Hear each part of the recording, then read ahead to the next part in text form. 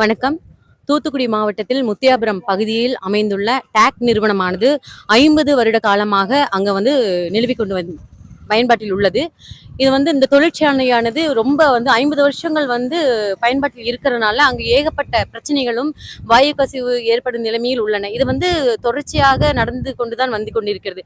இதுக்கு ஒரு அரசோ அல்லது அந்த நிறுவனமோ பாதுகாப்பு தொழிலாளர்களுக்கு ஒரு பாதுகாப்பு இல்லாத சூழ்நிலையை உருவாக்கி கொடுத்தது. இந்த நிலைமையில் 30/8/2027 பிற்பகல் 3 மணி அளவில் அமோனியா கசிவானது ஏற்பட்டுள்ளது. அந்த நிலைமை அந்த டைம்ல அவங்க வேலை பார்த்த நம்ம மஞ்சள் நீர் காயல் பகுதியில் உள்ள ஹரிஹரன் என்பவர் ஒரு 24 வயசு மதிக்கத்தக்க வாலிபர் உடல் கருகி இறந்துள்ளார்.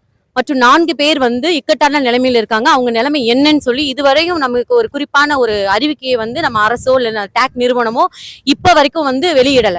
எனவே இந்த என்ன நிலைமையில இருக்காங்க, அவங்களுக்கு என்ன மாதிரி ட்ரீட்மெண்ட் போயிட்டு இருக்கு அப்படிங்கிறது உடனடியாக எங்களுக்கு அறிவிக்கை செய்ய வேண்டும். அது மட்டுமல்ல, இப்ப மஞ்சள் நீர் காயில பாதிக்கப்பட்டு உயிரிழந்த ஹரிஹரன் குடும்பத்தினருக்கு இப்ப 25 லட்சம் ரூபாய் கொடுக்கிறோம் அப்படின்னு சொல்லியிருக்காங்க. 25 லட்சம் ரூபாய் இழப்பீடு தொகையாக மட்டும் வழங்கினால் மட்டும் போதாது. அந்த குடும்பத்தினர் ஒருத்தருக்கு அரசாங்க வேலை கண்டிப்பாக அந்த நிறுவனம் கண்டிப்பாக கொடுத்தே ஆகும்.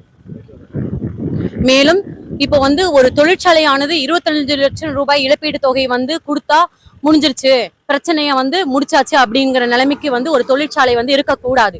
தொழிற்சாலைக்கு விதிக்கப்படும் இழப்பீடு தொகையானது இனிமேல் இந்த மாதிரி தொழிற்சாலைகள் விபத்து ஏற்படாத வண்ணம் அந்த இழப்பீடு தொகை அச்சுறுத்தல் ஏற்படுத்தும் கூடிய தொகையாக இருக்க வேண்டும். எனவே அந்த இழப்பீடு தொகையானது 1 கோடி ரூபாய் அந்த இறந்த ஹரிஹரன் குடும்பத்திற்கு 1 கோடி ரூபாய் இழப்பீடு தொகையை டாக் நிறுவனமானது கண்டிப்பாக வழங்க வேண்டும்.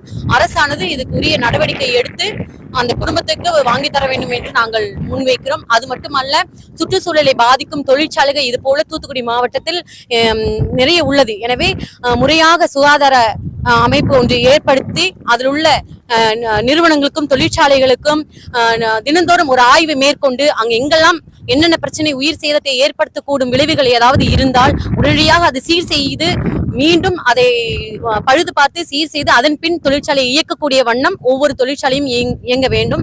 இது அரசு கண்டிப்பான முறையில் துரிதமான ஒரு நடவடிக்கை எடுக்க வேண்டும் என்று என் பொதுமக்கள் சார்பாகவும் நாங்களும் கேட்டுக்கொள்கிறோம்.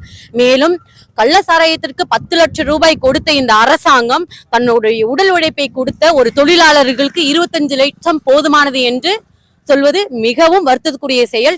எனவே உடல் உழைப்பை கொடுத்து இறந்த நம்மளுடைய ஹரிஹரன் குடும்பத்தாருக்கு கண்டிப்பாக 1 கோடி ரூபாய் இழப்பீடு தொகையை வழங்க வேண்டும் என்று பொதுமக்கள் சார்பாகவும் கேட்டுக்கொள்கிறேன். தூத்துக்குடியிலிருந்து மக்கள் பணியில் என்றும் அருணாதேவி ரமேஷ் பாண்டியன். நன்றி, வணக்கம்.